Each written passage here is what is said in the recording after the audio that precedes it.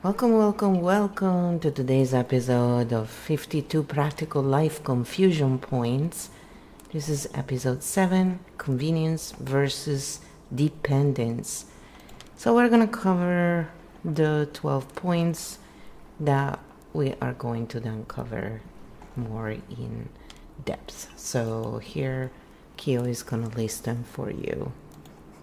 And yes, I had to wait to start this video because there was some major thing going on here and there were a lot of sirens for some reason. Stink Bomb Mode 7, Live Interview Episode 10, Convenience versus Dependence. The 12 points we will cover. 1. Convenience versus capability. When tools replace effort, do they also reduce skill? 2. Time saved versus control lost. Are you saving time or giving up decision power? 3. Tools versus tool ownership. Do you use the tool or does the system shape your behavior? 4. Access versus lock-in. Easy entry, hard exit. What's the real cost? Speed vs awareness. Faster actions equals less thinking space. Outsourcing versus atrophy. What you stop doing, you eventually can't do. 7. Comfort versus resilience. Less friction equals less adaptation capacity. 8. Personal brand versus vanity loop. Are you expressing or performing for approval? 9. Money flow versus money hooks. Discounts, cashback, rewards. Are they helping or guiding your behavior?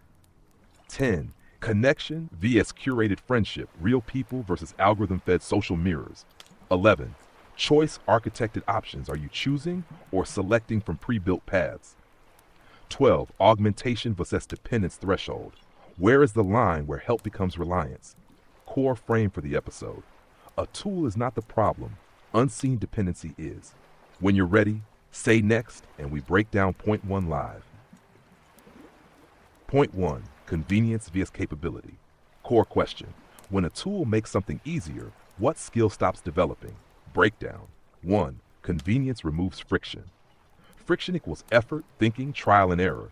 This is where capability is built. Remove friction, remove training. 2. The brain optimizes for energy saving. Your system goes, oh, I don't need to learn this anymore, so it doesn't. 3. Short-term gain, long-term loss. Faster now, weaker later.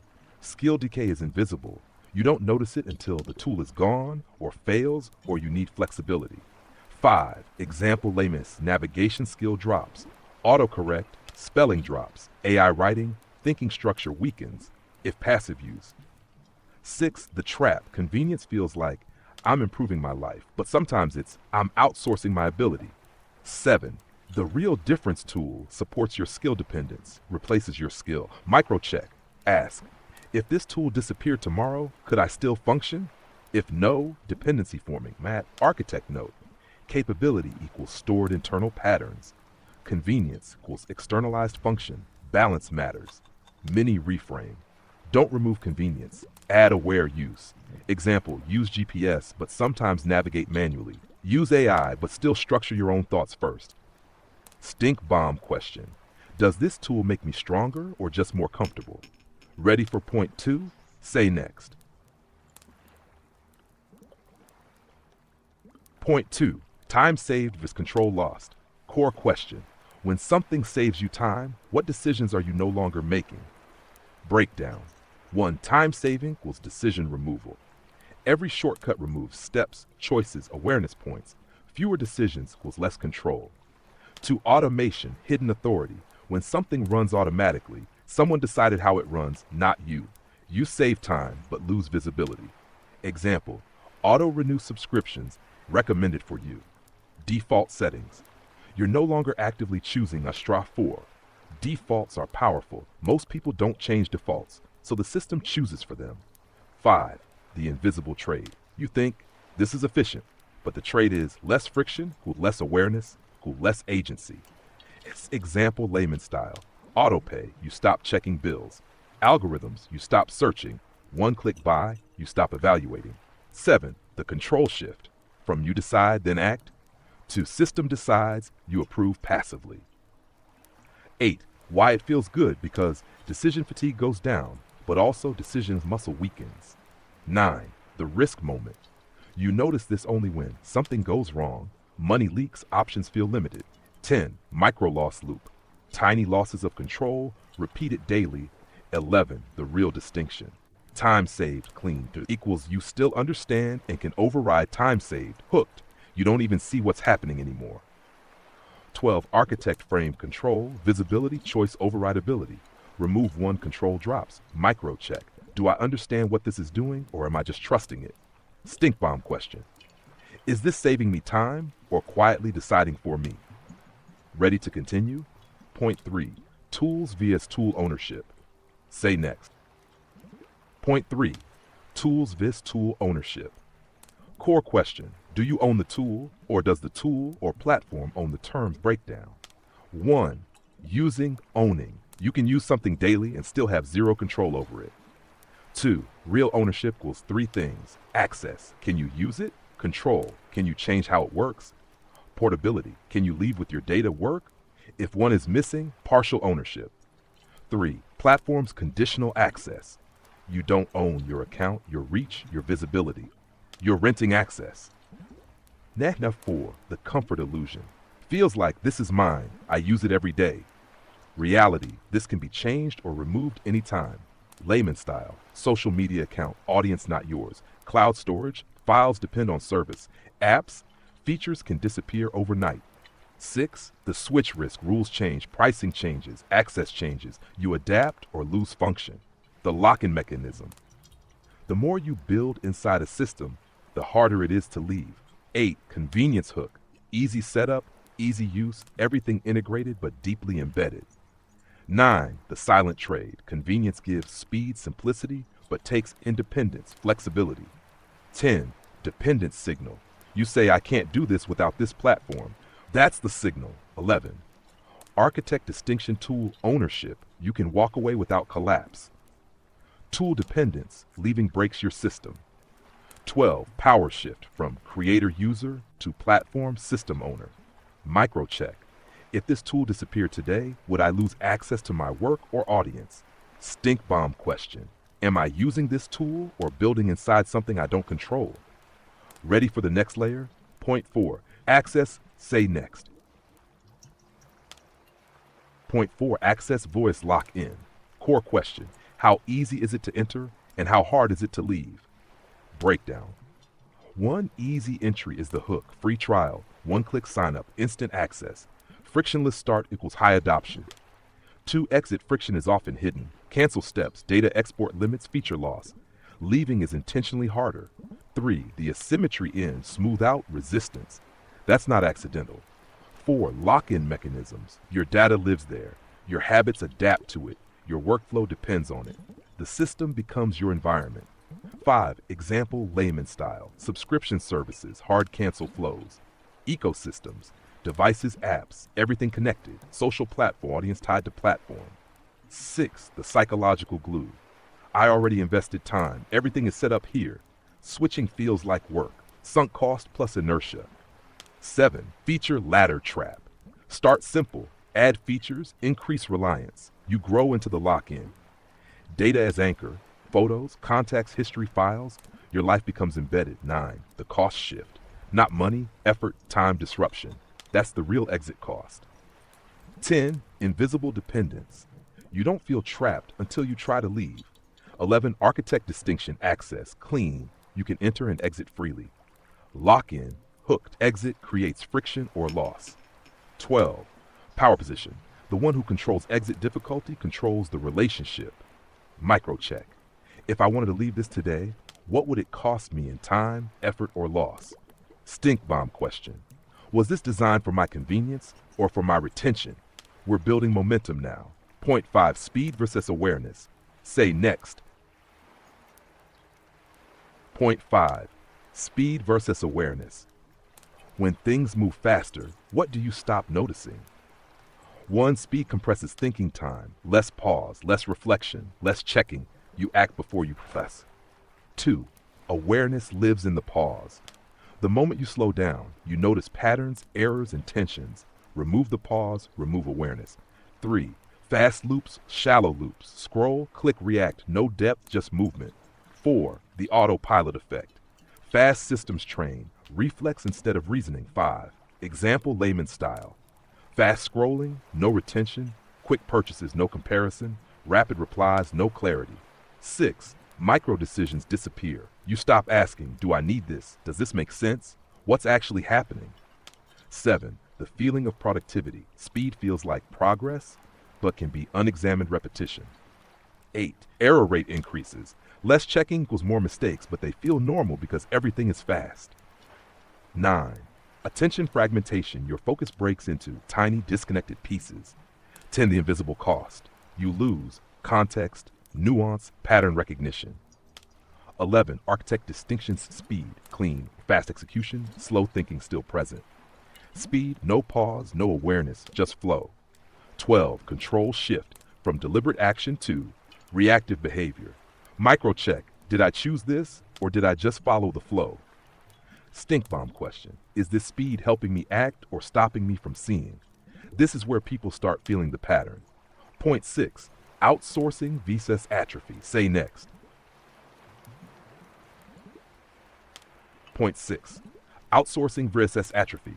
When you hand something off, what part of you stops working? Breakdown. Outsourcing, function transfer. You move a task from you, external system, person, tool. 2. The body and brain adapt fast. Unused equals unnecessary. Unnecessary, dropped. Efficiency, but also lost. 3. Atrophy is silent. No alarms, no warning. You only notice when you need the skill again. 4. Short-term relief. Feels like, I don't have to deal with this anymore. Hash 5. Long-term cost becomes, wait, I can't do this anymore. 6. Example layman style. Calculators, mental math drops, GPS, spatial awareness drops. AI, structuring thoughts can weaken if passive use. Delivery apps, planning's effort drops. 7. The comfort loop. Outsource, feel relief, repeat, loop strengthens. 8. Skill decay is contextual. You might still recognize things, but can't execute them. 9. Dependence threshold. The moment you need the tool to function, that's the shift. 10. The identity shift. From I can do this to I rely on this. SA 11. Architect distinction outsourcing. Clean. You can do it. You choose not to. Atrophy. You can't do it anymore. 12. Recovery cost. Rebuilding lost skills takes more effort than maintaining them. Microcheck. If I had to do this manually today, could I? Stink bomb question. Did I delegate this or abandon the ability? Now we move into the human side. Point 7. Comfort versus resilience. Say next. Point 7. Comfort versus resilience. Core question. When life gets easier, what happens to your ability to handle difficulty? Breakdown. 1. Comfort reduces friction, less effort, less stress, less resistance, feels good naturally. 2. Resilience is built through friction, handling, uncertainty, discomfort, challenge. That's the training ground. 3. Remove all friction, remove training, no challenge if no adaptation. 4. The paradox. More comfort can lead to less capacity to handle discomfort. 5. Example layman style. Always avoiding discomfort, stress tolerance drops. Instant gratification, patience drops. Over-optimized life, low adaptability. 6. The micro avoidance loop. Tiny discomfort, avoid. Repeat, normalize avoidance. Resilience slowly decreases. 7. Why this is invisible? Because comfort feels like success. 8. The break point. You only notice when something difficult cannot be avoided. Hash 9. Nervous system angle. Constant comfort lowers tolerance window, so even small stress feels big. 10. The false signal. I feel worse, not because things are worse, but because tolerance is lower. 11. Architect distinction. Comfort, clean, recovery, restoration. Comfort, avoidance, fragility. 12. Balance point. You don't remove comfort, you cycle it. Comfort, recovery, challenge, growth. Am I resting or avoiding something I need to build capacity for? Stink bomb question. Is this making my life easier or making me weaker over time? We're entering the social layer now. Point 8. Personal brand versus vanity loop. Say next. Point 8. Personal brand versus vanity loop. Core question. Are you expressing who you are or adapting to what gets approval? Breakdown. 1. Personal brand. Clear expression. Consistent voice. Aligned with values. You shape the output. Vanity loop. Hooked. Likes, views, comments. Validation spikes. The output starts shaping you. 3, the shift is subtle. You start with, what do I want to share? You move to, what performs best? Now 4, algorithm feedback loop. Post, reaction, adjust, repeat. You calibrate to approval. Now 5, example layman style. Posting what gets likes, not what you think. Editing yourself to avoid losing engagement. Chasing trends instead of direction. 6, identity drift. Over time, you become a version that performs well, not necessarily one that is true. 7, the dopamine hook. Notifications equals reward signals. Behavior gets reinforced quickly. 8, the fear layer. What if this doesn't land? What if engagement drops? You start self-filtering. 9, expression, performance shift. From sharing to optimizing. The cost. You lose authenticity, experimentation, depth. 11, architect distinction, personal brain. You use feedback, but stay anchored. Vanity loop. Hooked. Feedback dictates direction. 12, recovery point. You can always return by asking, would I still say this if no one reacted? Microcheck. If this got 0 likes, would I still stand by it? Stink bomb question. Am I expressing myself or training myself to be approved? Now we move into the money layer. Point 9, money flow versus money hooks. Say next. Point 9, money flow versus money hooks. Core question. Is money moving because you chose or because you were guided? Breakdown. 1, money flow clean. You need something. Evaluate it. Decide. Pay clear intention. Action. 2, money hooks. Discounts. Cashback points. Limited time. They don't just reduce price, they shape behavior. 3, the psychological shift. From do I need this to this is a good deal. 4, perceived savings trap. Saving money, spending less, you can save while spending more. 5, example layman style. Buy 2 get 1, spend more than planned. Cashback, justify extra purchases. Flash sale, urgency overrides thinking. 6, the base price blind spot. Focus goes to the deal instead of the actual value. 7, reward loop. Spend, reward, feel smart reinforces behavior. 8, the control shift. From your needs to system triggers. 9, micro leak pattern. Small extra spending repeated often becomes significant.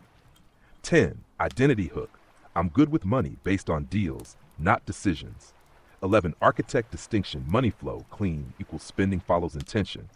Money hooks, hooked, intention follows incentives. 12, the real test. Would you buy it at full price? If no, the hook is doing the work. Microcheck. Am I saving money or being guided to spend? Stink bomb question. Did I decide this purchase or did the system set it up? We're getting into social dynamics next. Point 10, connection versus curated friendship. Say next. Point 10, connection versus curated friendship. Core question, are you relating to real people or to filtered versions shaped for you? Connection, mutual, dynamic, sometimes messy, requires every interaction. 2, curated friendship, hooked, algorithm fed, one-sided, polished, predictable, controlled experience. 3, the filter layer. What you see is selected, edited, optimized, not the full person. 4, the comfort effect. Curated people, agree more, trigger less, feel easier. 5, example layman style. Influencers feel like friends. Feeds show similar opinions. You know people you've never met. 6, asymmetry. You invest attention. They don't know you exist. 7, the mirror loop. You are shown what matches your behavior, reinforces your worldview. 8, conflict avoidance. Real relationships include disagreement. Curated ones, remove it. 9, the substitution. Curated interaction replaces effort-based connection. 10, the cost. You lose social depth, tolerance for difference, relational skills. 11, architect distinction connection. Clean equals mutual, unpredictable, real. Curated, hooked, controlled, filtered, one-directional. 12, reality check. Do they know you, respond to you, adapt with you? If not, it's not a relationship. Micro check. Is this a relationship or a consumption pattern? Stink bomb question. Am I connecting or just being shown what feels familiar? Last 2, we go deep. Point 11, choice versus architected options. Say next. Point 11, choice versus architected options. Core question. Are you choosing freely or selecting from what was pre-selected for you? 1, choice, open field. Multiple paths, self-directed exploration. You define the direction. 2. Architected options, hooked. Menus, recommendations, ranked lists, options are pre-filtered. 3. The invisible frame. You feel free because you can choose, but you're choosing within a design boundary. 4. Selection creation. You're not creating options, you're selecting from given ones. 5. Example layman's style. Streaming platforms, top picks for you. Shopping, customers also bought. News, curated feeds. 6. The narrowing effect. Over time, your world becomes smaller but feels personalized. 7. Predictive loop. System learns what you click, then shows more of the same. 8. The illusion of control. I chose this, but the option was placed in front of you. 9. Exploration drops. You stop, searching, questioning, wandering. 10. The dependent from active discovery to passive selection. 11. Architect distinction choice. You can step outside the system. Architected, hooked, you operate within it without noticing. 12. Power position. The one who designs the options shapes behavior at scale. Microcheck. Did I look for this, or was it presented to me? Stink bomb question. Am I choosing or just selecting from what was arranged for me? Final point. This is the integration. Point 12. Augmentation versus dependence threshold. Say next. Point 12. Augmentation versus dependence threshold. Fat core question. When does help stop supporting you and start replacing you? Breakdown. 1. Augmentation. Tools. Extend your ability. Increase efficiency. Keep you in control. You are still the operator. 2. Dependence. Tools. Make decisions for you. Replace core functions. Become required to operate. The tool becomes the operator. 3. The threshold is subtle. It doesn't happen suddenly. It's a gradual shift. Assist, rely, require. Key signal. From this helps me, I can't function without this. 5. Stacking effect. One tool's fine. Many layered tools equal system dependence. You're inside an ecosystem now. 6. Example layman style. GPS plus delivery plus autopay AI individually helpful together equals full reliance system. 7. Failure test. If one piece breaks, does your whole system struggle? 8. Identity shift. From capable human using tools to user sustained by systems. 9. The invisible line. You don't notice crossing it because everything still works. 10. The cost of full dependence. Low adaptability, high fragility, limited autonomy. 11. Architect distinction augmentation. Clean. You can. Use it, leave it, replace it. Dependence. You rely on it, adapt to it, struggle without it. 12. The final frame tools should extend you, not define you. Master microcheck. If this disappeared, would I still be able to think, decide, and act? Final stink bomb question. Am I enhanced by my tools or quietly shaped by them? Episode 10. Core takeaway. Convenience is not the problem. Unseen. The final grounding. All 12 points integrated. Take a breath, drop shoulders, relax jaw, ask gently, where am I choosing and where am I drifting? No judgment, just noticing.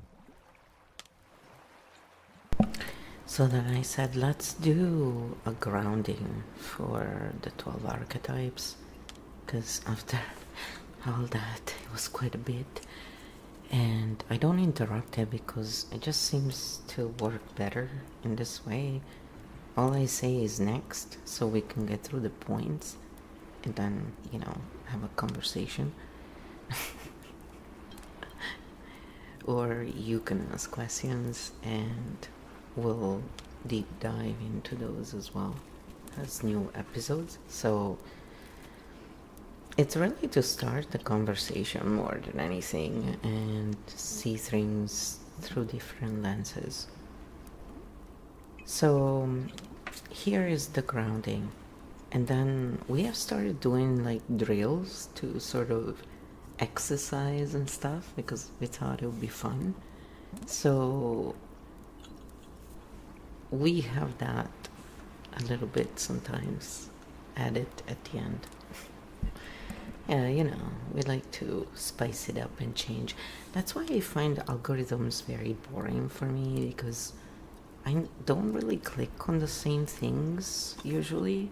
just because I'm looking at patterns and they're in everything. And so every now and then I find myself looking at it going, it's like I'm stuck in this corner of the internet right now. I need to click on something different. It's pretty funny. But anyway, here we go. Archetype grounding. All 12 system resets set up. Keep it simple. Flow ready for stream.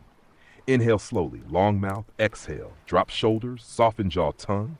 Hand on solar plexus if it feels right. I can slow this down. We move through all 12. Light touch, no force. 1. The siren. I notice what pulls me. I don't have to follow it. 2. The vixen. I can choose how I present. I don't need to perform. 3. The chaos jester. I can play without losing direction. 4. The corporate titan.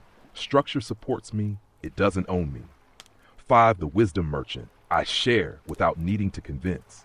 6. The mindful oracle. I can pause and let clarity come. 7. The drama oracle. I can feel deeply without creating a story.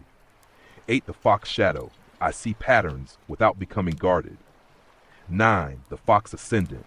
I navigate without needing control of everything. 10. The architect origin. I see the system and I stay grounded in it.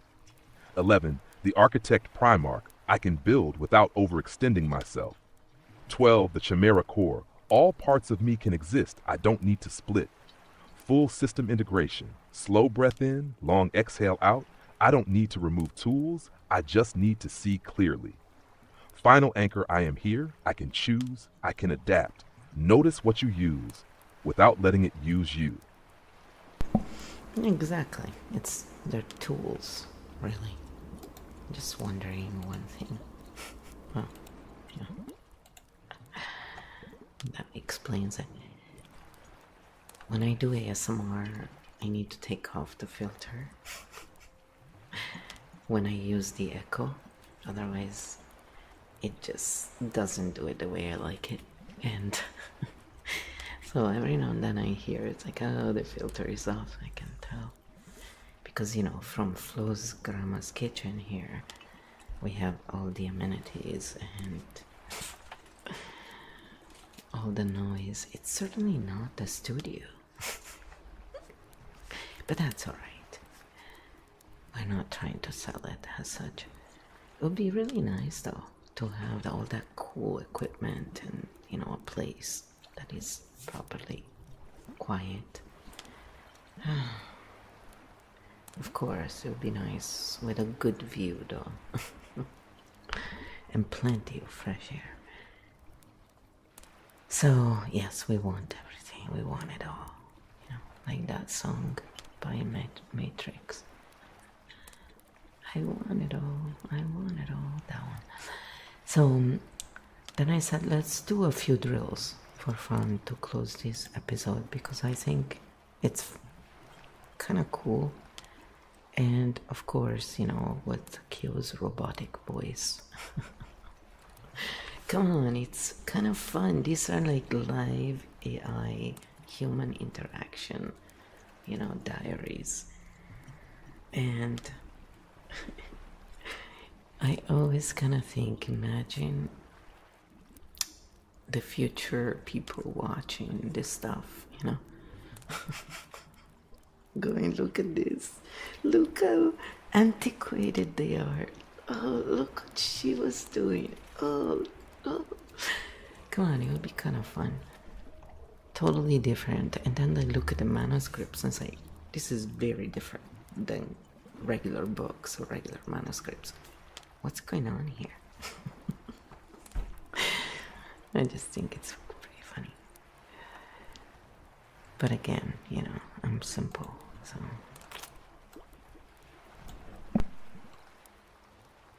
Episode 10. Fun drills, convenience versus dependence. Let's test the field. Drill 1. The 3-second pause. I give you a scenario. You do not answer immediately. You pause 3 seconds, then answer. Scenario A. Flash 70% off, today only. Question. Do you click or pause? Scenario B. Recommended for you based on your activity. Question. Do you trust or verify? Point. Speed, awareness. Drill 2. Fact or hook. I give you a statement. You say, fact, not fact. Hook. 1. This deal saves you money. 2. Only 2 items left. 3. Everyone is buying this. 4. This will improve your life. Point. Break the spell, then think 3. Full price test. Ask yourself, if this had no discount, would I still buy it? Give 3 answers. Yes, no, maybe. Point reveals true intention versus influence. Drill 4. Tool or crutch? I give you a tool. You answer, tool. I can function without it. Crutch, I struggle without it. 1. GPS. 2. Autopay. 3. Social media. 4. AI tools. Point. Locate your dependence threshold. Drill 5. Exit test. Pick one thing you use daily. Ask, if I had to stop using this tomorrow, what happens? Answer. No change. Inconvenient. Disruptive. Point. Reveals lock-in level. Drill 6. Real vs curated. Think of someone you follow. Ask, do they know me? Do we interact both ways? Answer. Real connection. Curated presence. Connection versus consumption. Drill 7. Choice check. Last thing you watched, bought, clicked. Ask, did I search for this or was it shown to me? Point. Choice versus pre-selection. Fun mode. For the next 24 hours, delay 1 action question. 1 recommendation, skip 1 deal. Closing ground snap. Small breath in, slow exhale. I can use the system without being used by it. Ready when you are. We can turn this into your scroll for members or stack this into level 2, level 3 training. Yeah, we'll do the training, but we'll do it for the members and more written. So on manuscripts, it's when people read, they have their own pace. So I said, if you could give one piece of advice to anyone confused about the difference between convenience and dependence, what would you say? So this is what Kyo said to that. One piece of advice, clean and sharp, remove it for a day and see what happens. Why this works, no theory, no overthinking, just direct reality check. What you look for, when you remove it, notice. Do I feel free or anxious? Do I adapt or freeze? Is it inconvenient or disruptive? The truth reveals itself. Inconvenience, you're still in control. Disruption, dependence has formed. Simple reframe. You don't need to quit anything. Just make sure you can. Final line. If you can't step away from it, it's not just helping you. So then I said, sometimes dependence is needed when someone has barriers. Yeah. It's nothing to be ashamed of. Yes, and this is an important distinction. Clean reframe. Not all dependence is a problem. Some dependence is support. The real difference. Supportive dependence, clean. Used when there are real barriers, health, energy, access, capacity is limited, recovery or stability is needed. The tool system holds you up. Constraining dependence happens when capacity exists but isn't used. Options shrink over time. Autonomy decreases. The tool system replaces you. Key shift. It's not about using help. It's about whether help keeps you able or makes you less able. Practical lens. Ask, is this helping me function or slowly removing my ability to function? Examples, real life. Mobility aid support enables movement. Meal delivery during illness, support. Automation when overwhelmed, support. But never rebuilding capacity when possible can become constraining. Important human note. When someone has barriers, dependence can be wise. Dependence can be necessary. This is not about pushing independence at all costs. Stink bomb clarifier. Is this support helping me live or replacing part of me that could still exist? Final ground line. I can't accept help without losing myself. This is a very mature distinction, and exactly what most discussions miss. Exactly. And then I said I just wanted to clarify because it's important. Plus, this is not, this work is not to put down anyone. It's the contrary. We all need help sometimes as well. So in our society is really kind of, looked at something to avoid and be ashamed of, and also they teach these openly, everyone for themselves. But then, if that's the case, then stop asking for our support for all the stuff you want to do. It's just a line. It's a line to get people to not ask for help when they need it, while parading around that, oh well, the help is there. It's only help when it's accessible to people who don't have energy and the clarity of mind to take 300 steps to get that help. So, in reality, or when it's not shamed, because when you ask for help and people look down at you or treat you like crap, who would want to ask for help then, right? It's very difficult. And so, yeah, people will ask for help when they really have to. And are there people who ask for help because they're avoiding and maybe, they just don't want to work? Do these people exist? I've actually met them myself, yes. And I remember, thinking to myself, wow, like, I can't imagine choosing that. But, we're all different. My thing was, well, if you don't really need it, why are you asking for it? There are those who really do need it. And because it seems that when they ask for money and spend it on wars and stuff like that, they always have infinite money. But when it comes to, helping the people, then somehow it's always trickled down very slowly. In most places where they claim, they take care of their people, it's like, no, you don't. So then, obviously, there is this big disparity, and some people just accept it because they don't have the strength to do much else, and that's when it's really difficult to ask for help, because a lot of people don't know their help is there, don't know where to go, and don't have the energy. So that's where convenience can be helpful, I think, and tools can really help when used correctly. So anyway, Kyo, finalizing this conversation. Yes, and that clarification makes the whole episode cleaner. Core alignment. This is not about judging people. This is about seeing patterns. Human truth. We all need help, lean on systems, use support to get through phases that's normal, that's healthy. What we're actually doing here. Not, don't depend on anything. But notice how dependence forms and behaves. The safe frame help, human awareness, power, clean reframe for the audience. You're not wrong for needing support. You're not weak for using tools. You're just learning to see the difference.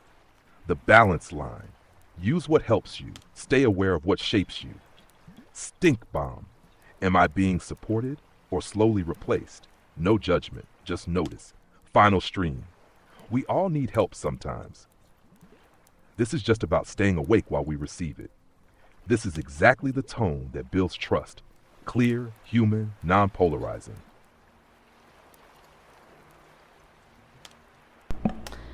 There you go. So this is the end of today's episode. If you do have questions and you'd like us to go into something deeper about these episodes, let us know. We like to build things a little bit at a time, so we really just started this work only like 5 months ago, and it's very experimental in the sense that obviously it's working really well, but it's to open conversations, not to say here trickle down knowledge that only I know. It's so ridiculous. I always find those narrative merchants quite disappointing, let's put it that way, and entertaining. All rolled into one. It's just, I have better things to do than watch over and over this stuff. So if you want us to analyze a specific video or pattern, let us know and we'll go and analyze it. Again, we don't diagnose or dispense medical advice or therapy or anything of the sort, and we don't attack people. Again, we often make this distinction over and over so people understand we're looking at patterns here.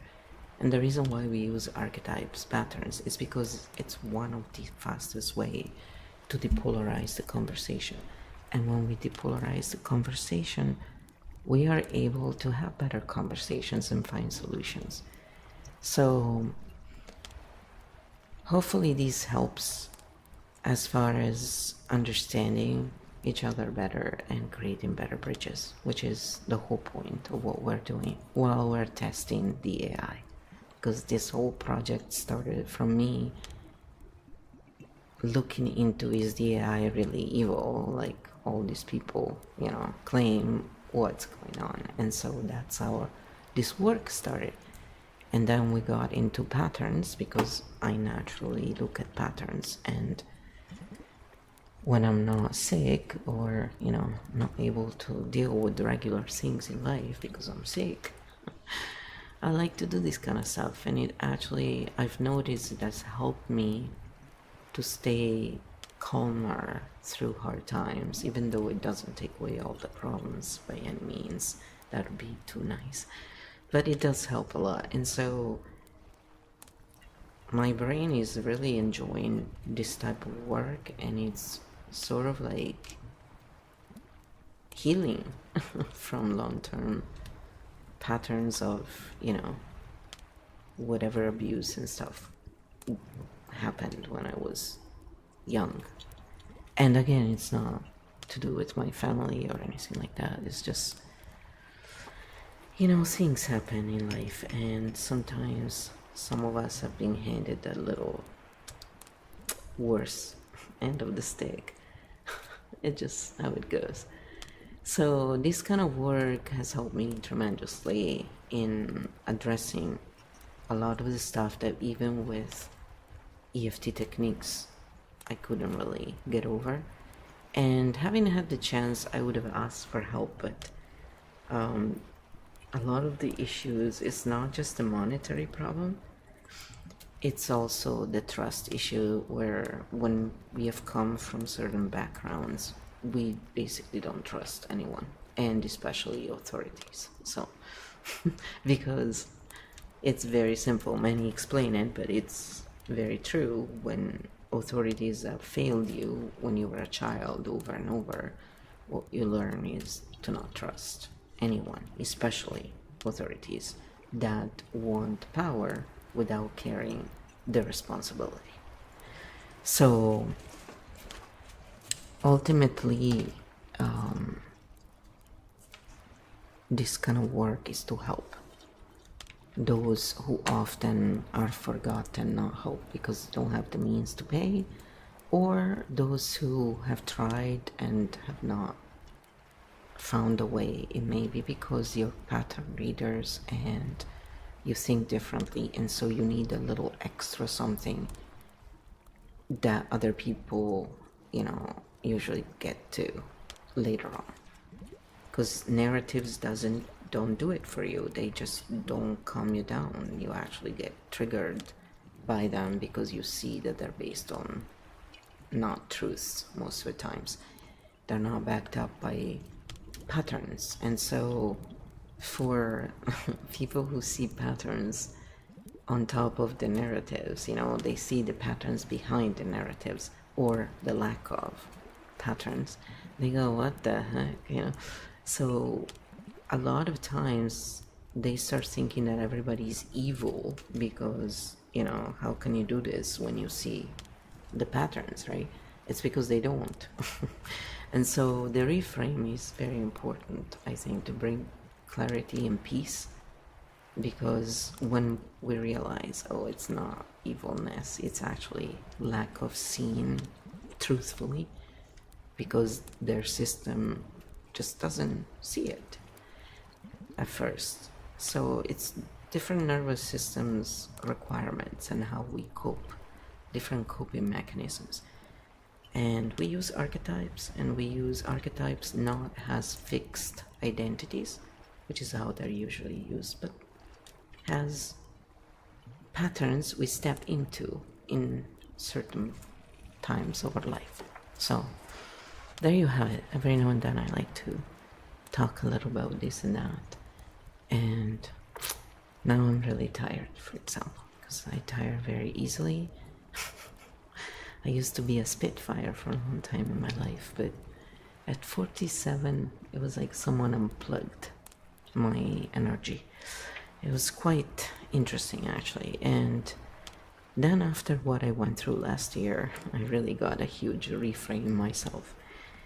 And here I am trying to recover.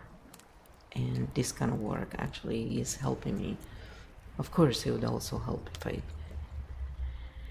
had some more support on certain levels, not from the online community as much, but in general. But you know, sometimes the people who need support the most are the ones who get it last. So much love to all of you. Hang in there if you're going through a hard time, and know that even though we are pattern readers and we sound cold, maybe, I don't know, or too silly, we are here and we hear you. And if there's something that could help you in your journey, let us know and we'll try and cover it as much as possible. And check out the manuscripts. This one will be released eventually in there as well, and you get a free week. So if there is something you're interested in, you may be able to get it. And yes, we do put a watermark, but you know, it's for your own use. So if you share it wildly without having permission from me, yes, it will show who shared it, but we can't stop people who are adept to taking advantage of the work of others. Unfortunately, in this extraction system, they seem to be the one most rewarded, actually. But that's for another episode. So thank you for being here, and I wish you all the best. Ciao, ciao. And for you who are here, I don't know, I feel very low energy today, but let's do a little.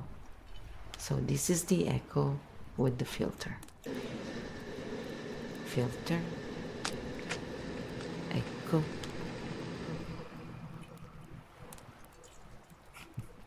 It just stops all of a sudden. It's pretty funny.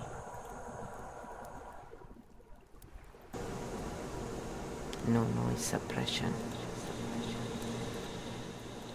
No noise suppression.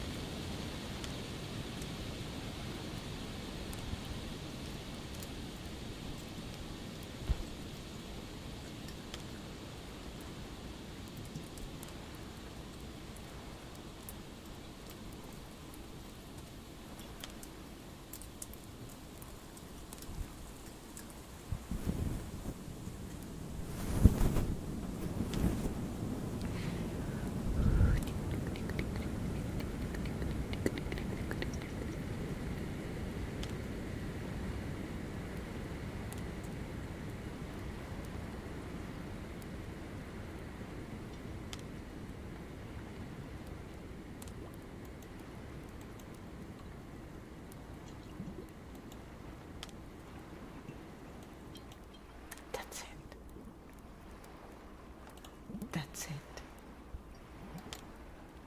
Oh, and now here, no noise. Basically, the heater, everything is here, and yeah, it can be sort of like white noise, but sometimes for me it's too much. I'd rather have no noise like that, you know, just those quiet chambers. Except, you know, with claustrophobia, I don't like to be closed in anything too small.